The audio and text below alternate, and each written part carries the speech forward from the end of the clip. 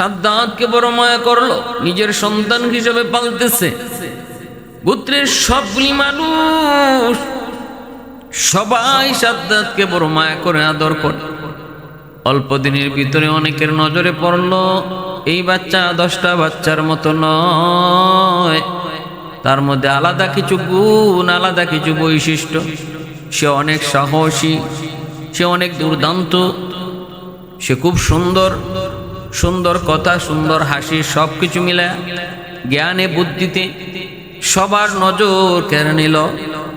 অল্প দিনের ভিতরেই সবার মুখে মুখে সাদ্দাদের সুনাম, সাদ্দাদের প্রশংসা। ছোট বাচ্চা, ছোট সাদ্দাত ছোট থেকে আস্তে আস্তে বড় হয়, বন্ধুদের সাথে খেলায় মগ্ন।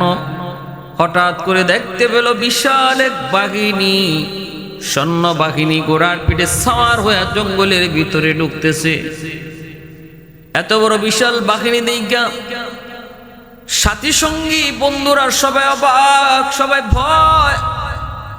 ভয়ে সবাই অস্থির। কিন্তু বালক সাদ্দাত সে ভয় পায় নাই। এত বড় বিশাল বাহিনী দেখার পরও সাদ্দাত সে তার না যায় নিজের জায়গায় দাঁড়িয়ে রইল। সাথী সঙ্গী বন্ধুরা ভয়ে তারা পালায় চলে গেল, কিন্তু সাদ্দাত, বালক সাদ্দাত সে লড়ে নাই, ভয় পায় নাই, কারণ তার দিলের ভিতরে ভয় কি জিনিস এটা নাই। ওই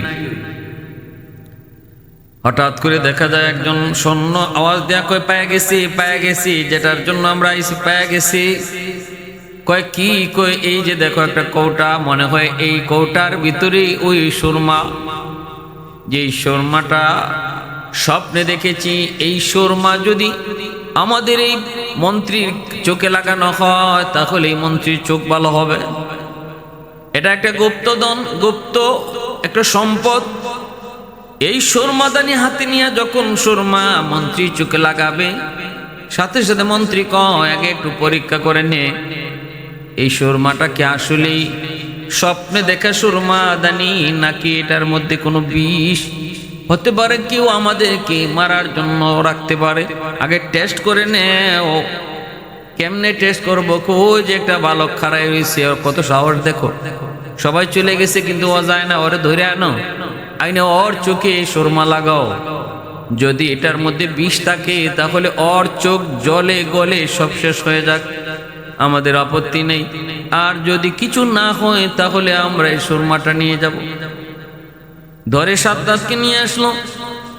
এ বালক, এত বড় সাহস, সবাই তো চলে গেল কিন্তু তুমি গেলা না।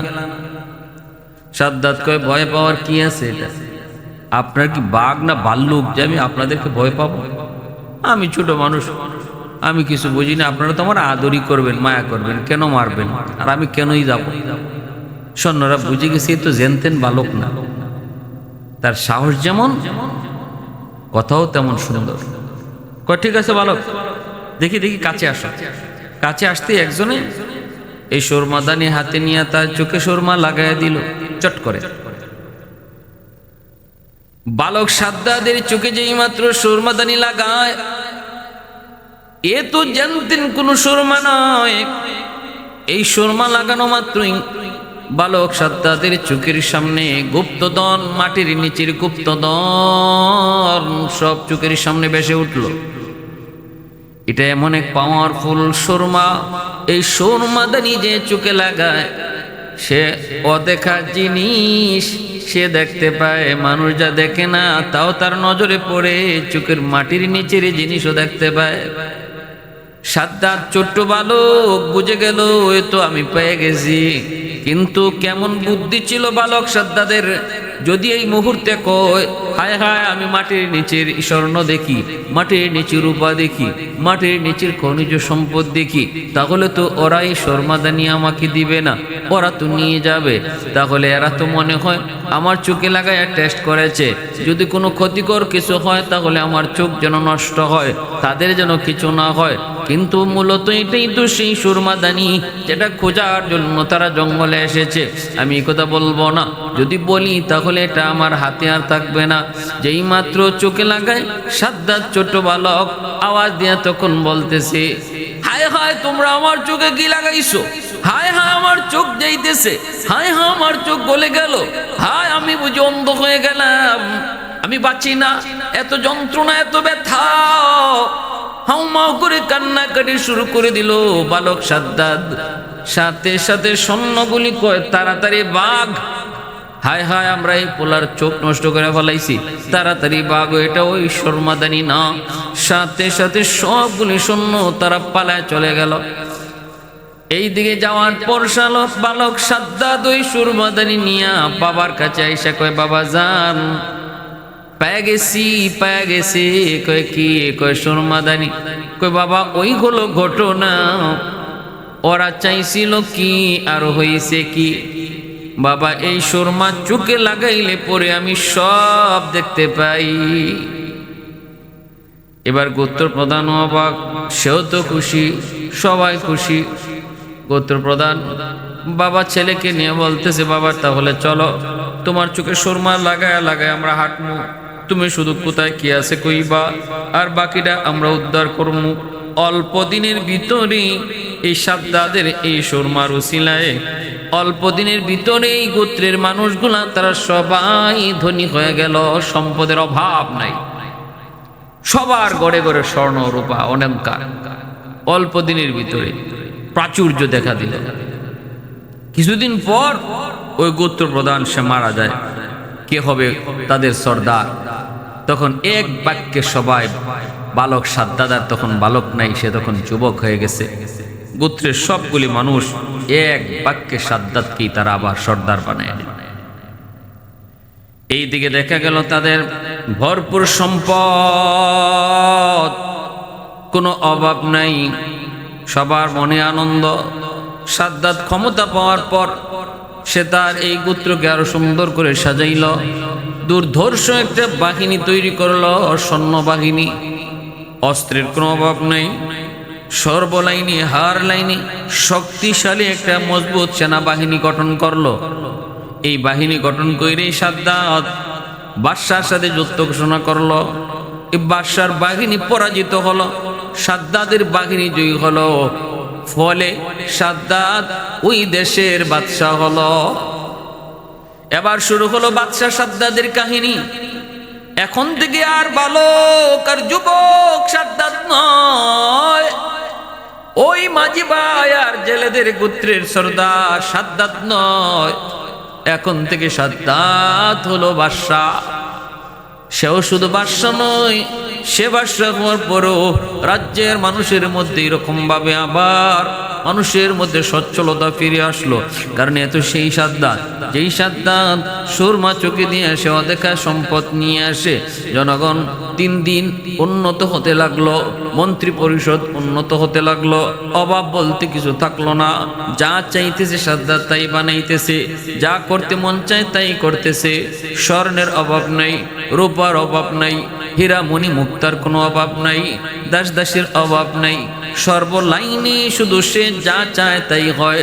এইভাবে দিন যায় রাত যায়, এক পর্যায়ে সাদ্দাদ এতটাই অহংকারী হয়, মন্ত্রীদেরকে একদিন ডাইক দিয়া বলতেছে, এ মিয়া শোনো, আমি যা চাইতেছি তাই তো হইতেছে, আমি যা করতেছি তাই তো পারতেছি, এবার একটু কৌত দেখি আমি কি শুধু বাদশা নাকি আমি খোদাও? মন্ত্রীরা তারা পাঁচাটা গোলাম। মন্ত্রীরা কয় জাহাপানা, আপনি তো বাদশা শুধু না, আপনি নিজে খোদাও। আপনি বাদশাকে বুঝছে, আপনি খোদাও। এরম কিছু বাচ্চাটা গোলাম সব রাজা বাদশার দরবারেই থাকে। জি হুজুর কইন না। বাদশায় খারাপ করুক আর ভালা করুক, বাদশায় মানুষ মারুক আর গুম করুক, বাদশায় খুন করুক আর আসমানে তুলুক, কিছু পাঁচাটা গোলাম যারা বাদশারে, যারা সরকারকে সতর্ক না কইরা শুধু জি হুজুর কইয়া বিপদে ভালায়। এটা আমাদের চোখের সামনে।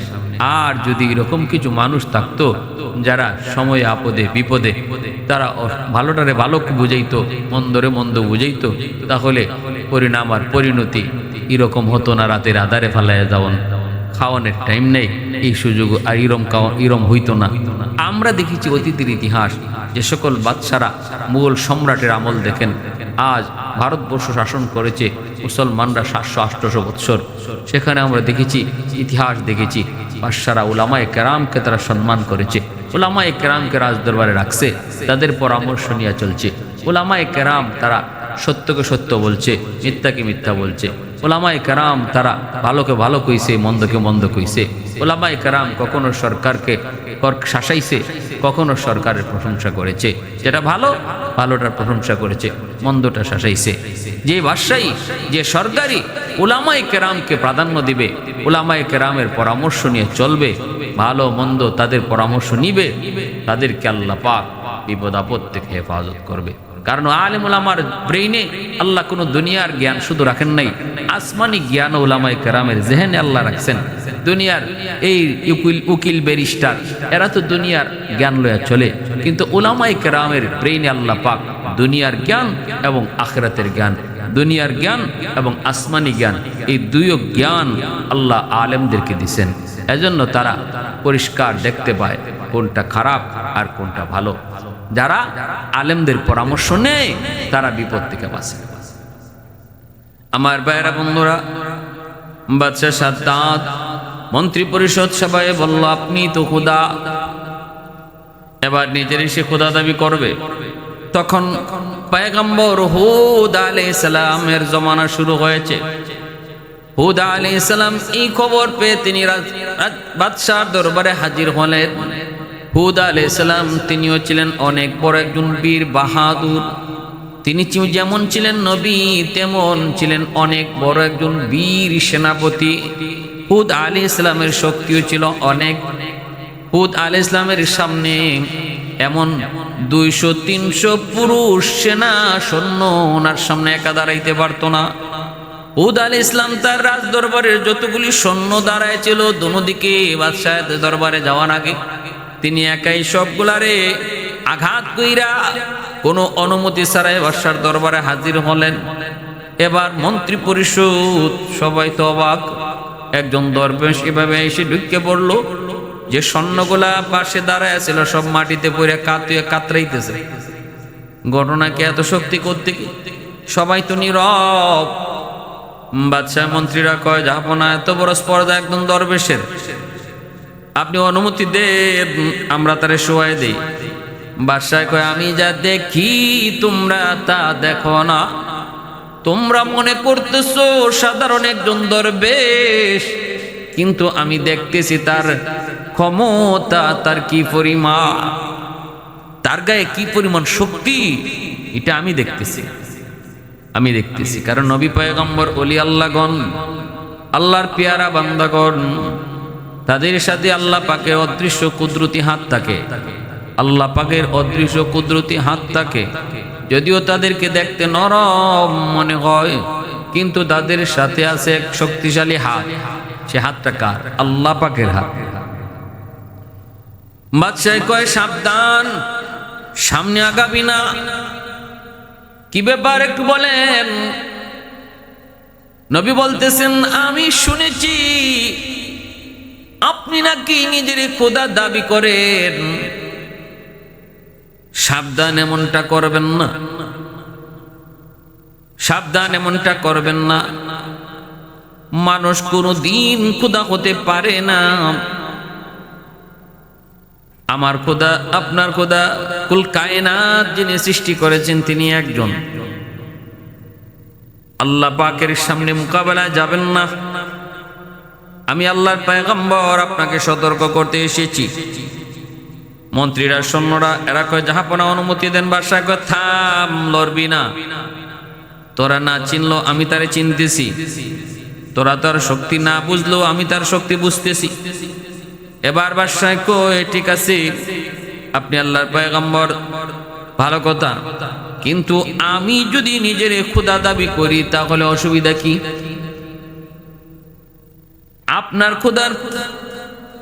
আপনার খোদারে যদি আমি মানি, আমি যদি নিজে খোদা না হই, যদি আপনার খোদারে মানি তাহলে কি হইব, আর না মানলে কি হইব একটু বুঝায় কোন। আল্লাহর পয়গম্বর হুদ আলাইহিস সালাম বলে, যদি তুমি আল্লাহকে আল্লাহ না মানো তাহলে জাহান্নামী। আর যদি তুমি আল্লাহকে আল্লাহ মানো তাহলে আল্লাহ তোমার জান্নাত দিব। তখনই সাদ্দাত কই আল্লাহ আমারে আল্লাহ মানলে জান্নাত দিব, এই জান্নাতটা কি জাত একটু কোন। হুদ আলাইহিস সালাম কয় জান্নাতের ভিতরে আল্লাহ পাক আপনাকে হুর গিলমান সহ চোখে দেখা যায় যদ্দূর অদ্দূর পর্যন্ত মহল আপনাকে আল্লাহ দিব, রাজত্ব দিব। জান্নাত ছোটখাটো একটা ঘরের নাম নয় গো, চোখে দেখা পরিমাণ জায়গা লইয়া জান্নাত। সেই জান্নাতটাকে আল্লাহ সাজাইছে মনের মতো করে, স্মরণের ইট রূপার ইট, হীরা মণি মুক্তা দিয়া আর মেশকে আম্বরের দিয়ে আল্লাহ পাক জান্নাতটা বানাইছে। বিভিন্ন জান্নাতের ভিতরে এরকম লেখ দিয়েছে, দুধের নহর, পানির নহর, মধুর নহর, এরকম নহর দিয়ে দিয়ে আল্লাহ সাজাইছে। বিভিন্ন রকমের ফল ফ্রুটের বাগান রাখছে এই জান্নাতের ভিতরে, হুর গিলমান আল্লাহ রাখছে। ইয়াতুফুনা আলাইহিম বিলদান মুখাল্লাদুন বিআকওয়াবিন ওয়া আবারিকা ওয়া কাসিম মিন মাঈন লা ইউসাদ্দাউনা আনহা ওয়া লা ইউনজিফুন ওয়া ফাকিহাতুন ওয়া মিম ওয়াফাকিহা। আল্লাহ পাক সূরা ওয়াকিয়া এবং সূরা রহমানের মধ্যে আল্লাহ পাক জান্নাতের বিবরণ পুরাপুরি দিয়েছেন। যেই জান্নাতের ভিতরে আল্লাহ পাক ফলমূলের বাগান যেমন দিয়েছে, এরকম লেক আল্লাহ পাক রাখছে। বিভিন্ন পশু পাখি সব কিছুর সমাহার আল্লাহ পাক জান্নাতের ভিতরে রাখছে। এই কথাগুলা যখন আল্লাহর পয়গম্বর হুদ সাদ্দাদের সামনে জান্নাতের বিবরণ তুলে ধরেছেন, তখনই সাদ্দাত কয় তাহলে আমি যদি এরকম জান্নাত বানাইতে পারি তাহলে তোমার আল্লাহর বানানো জান্নাতে আমার কেন যেতে হবে? আমি আমার নিজের বানানো এমন জান্নাতে যাব? আল্লাহর কাছ থেকে জান্নাত এনে জান্নাতে যাওয়া লাগবে না? আমি কি কম পারি? দুনিয়া আমার কি নাই? কোথায় কি স্বর্ণ চাও, কদ্দুর চাও তুমি বলো, কদ্দুর রূপা চাও বলো, আমি জান্নাত বানায়া দেই, তোমরা এই জান্নাতে থাকো। এত বড় বেয়াদবি আল্লাহর পয়গম্বর হুদ আলাইহিস সালামের সাথে করলো। হুদ আলাইহিস সালাম তারে সতর্ক করে চলে আসলেন। এরপর সাদ্দাত হুকুম জারি করলো, রাজ্য জুড়ে কোথায় স্বর্ণ আছে, কোথায় রূপা আছে, সব একত্রিত করো। সৈন্যরা ঘরে ঘরে তল্লাশি শুরু করলো আর হুকুম জারি করলো একটা জায়গা বের করো। তুরস্ক আর্মেনিয়া সহ একটা জায়গা ৭,০০০ দৈর্ঘ্য আর ৬,০০০ প্রশস্ত একটা জায়গা বের করে ওই জায়গাটাতে জান্নাত বানাইবার, সাদ্দাদের বেহেশত বানাইবার জন্য তারা জায়গা ঠিক করলো। কোথায়? তুরস্কে। ভাইয়েরা বন্ধুরা, আর সে বলল আমি ২০০-৩০০ বছর লাগাইয়া আমি জান্নাত বানাবো। আর ২০০-৩০০ বছর ওই সময়ের জন্য কোনো বয়সই না। ভালো করে জানা রাখতে হবে, এটা নূহ আলাইহিস সালামের আগের জমানার ঘটনা। নূহ আলাইহিস সালামের আগের জমানার মানুষগুলা তারা গড় হায়াত ছিল ১৫০ বছর, ১৫০০ বছর, ২০০০ বছর, এটা গড় হায়াত। ১৫০০, ২০০০ বয়স পাইতো একজনে। এই হিসাবে ২০০ বছর, ২৫০ বছর এই খেলাধুলা করতে যেত। ওই যে আমরা হাঁটা শিখতে শিখতে এই ২০০ বছর চলে যেত। তো এই হিসাবে বাদশা সাদ্দাত দেখো ২০০-৩০০ বছর লাগাইয়া আমি এরকম জান্নাত বানাবো। সারা দুনিয়া থেকে এরকম স্বর্ণ রূপা হীরা মণি মুক্তা একত্রিত কইরা দিনের পর দিন, বছরের পর বৎসর লাগাইয়া তার মনোমুক্ত করছি জান্নাত, সেই বেহেশত সাদ্দাত বানাইল। হাজারো হাজারো শ্রমিক, যেখানে যেদিকে দেশের পৃথিবীর যেখানে যে শ্রমিক পাওয়া গেছে, শ্রমিক অন্য কাজে লাগাই দিছে তার বাহিনী। সাদ্দাত তার শখের জান্নাত, শখের বেহেশত তৈরি করলো। শখের বেহেশত তৈরি করে এবার সাদ্দাত সে কাজ সবকিছু সমাপ্ত হওয়ার পর তার বাহিনী সেনাপতি যায় বলল, জাহাপনা আপনার শখের জান্নাত, আপনার শখের বেহেশতের কাজ সমাপ্ত হয়েছে। সমাপ্ত হওয়ার পরে সুন্দর করে সাজানো হয়েছে, রংমহল রাখা হয়েছে, নাচ গানের ব্যবস্থা করা হয়েছে, পৃথিবী থেকে সুন্দরী সুন্দরী নারীদেরকে জমানো করা হয়েছে, ছোট ছোট বালকগুলোকে গুলমান বালায় রাখা হয়েছে। অর্থাৎ হুদ আলাইহিস সালাম জান্নাতের বিবরণ যা দিয়েছিলেন সাদ্দাত তাই তার জান্নাতে রাখছে। আজকে সাদ্দাত তার বিশাল বাহিনী নিয়ে এসে ঢুকবে, পিছনে বিশাল বহর নিয়ে আসে জান্নাতের কাছাকাছি চলে গেল, তার বেহেশতের কাছাকাছি। হঠাৎ করে সাদ্দাত দেখতে পেল তার ঘোড়ার সামনে অপরিচিত একজন মানুষ ঘোড়া আটকায় দিছে। সাদ্দাত ধমক দিয়া বলতেছে, কে তুমি? এ ফকির, এত বড় দুঃসাহস, আমার ঘোড়ার সামন থেকে সরে পড়ো, আমাকে আটকায় দাও, আর কে তুমি? তাড়াতাড়ি সরে পড়ো। ফকির বলতেছে, জাহাপনা, ঘোড়ার পিঠ থেকে আপনি নামেন, আপনার সাথে কানে কানে কিছু কথা বলবো। সাদ্দাত কয়, এত বড় সাহস? সাহসের কিছু নাই, রাস্তা দিব না, আপনি নামেন। সাদ্দাত ঘোড়ার পিঠ থেকে নামলো, কানে কানে যায় বলতেছে, আমাকে আপনি চিনেন? সাদ্দাত কয়, আমারে চিনেননি। সাদ্দাত কয়, আমারে চিনেননি? মালাকুল মউত আজরাইল কয়, আমি তো তোমারে চিনি, আমারে চিনুনি। আপনি কেডা? মালাকুল মউত আজরাইল বলেন, আমাকে পৃথিবীতে যতজনে চিনছে কেউ দুনিয়াতে নাই। যে ওই আমারে চিনছে সে ওই জায়গা, যে ওই আমারে চিনে সে ওই বিদায় নেয়। অতএব আমারে এই জমিনে কেউ চিনে না, যতজনে চিনছে কেউ দুনিয়াতে নাই। কে আপনি? আমি মালাকুল মউত আজরাইল। সাদ্দাত অবাক হয়ে গেল, শরীর কাঁপা শুরু হয়ে গেল। আজরাইল, মস্কারি করো না, মস্কারি করো না, আমার এই মুহূর্তে জান নেওয়ার কোনো টাইম না। একটু সময়ের ভিতরে আমি আমার শখের জান্নাত আর বেহেশতের ভিতরে যায় ঢুকবো। মালাকুল মউত আজরাইল কয়, আমি আজরাইলের কাছে সময় নাই। আল্লাহ পাক যখন যে টাইমে যখন যারে আদেশ করে ওখানেই তার জান কবজ করে নিতে হয়। রেডি হয়ে যাও। সাদ্দাত কয়, দেখো এমনটা করো না, বিশাল বাহিনী কিন্তু আমার পেছনে আছে। মালাকুল মউত আজরাইল তিনি বলেন, জাননি পৃথিবীতে আল্লাহ যত মাখলুক বানাইছে আমারে বানাইছে সবচেয়ে গুসার রাগ দিয়া। আমি আজরাইলকে আল্লাহ সবচেয়ে বেশি গুসার রাগ দিয়ে আল্লাহ বানাইছে। তুমি একটু পিছনে তাকায় দেখো তোমার বাহিনী আসেনি। সাদ্দাত পিছনে তাকায় দেখে একজনও নাই, সব ভাগছে, কেউ পিছনে নাই। কয়, ভাই আজরাইল একটু সুযোগ দাও, একটু সুযোগ, আমি শুধু ভিতরে ঢুকবো আর ঢুকি বের হয়ে আসবো। মালাকুল মউত আজরাইল কয়, সাবধান, এক পা ভিতরে ঢুকাইছো, আর এক পা ঢুকানোর সুযোগ নাই, এখনই তোমার জান কবজ করা। মুহূর্তের ভিতরে জান কবজটা করে মালাকুল মউত আজরাইল নিয়ে গেলেন। আল্লাহ জিজ্ঞাসিল, আজরাইল, কারো জান কবজ করতে কখনো কি মায়া লাগছে? কই, মালিক, দুইজনের জান কবজ করতে মায়া লাগছে। আমি আজরাইলের মায়া লাগে না, তবুও মায়া লাগছে দুইজনের। কই কে? কই একজন হলো ওই মার জানটা কবজ করেছি যখন সাগরের মাঝখানে ছোট্ট বাচ্চারে মায়া দুধ খাওয়ায়, সেই কাঠের উপরে বাসতে বাসতে বাচ্চাটার কথা মনে করে তখন আমার মায়া লাগছিল, এই বাচ্চাটার কি হবে।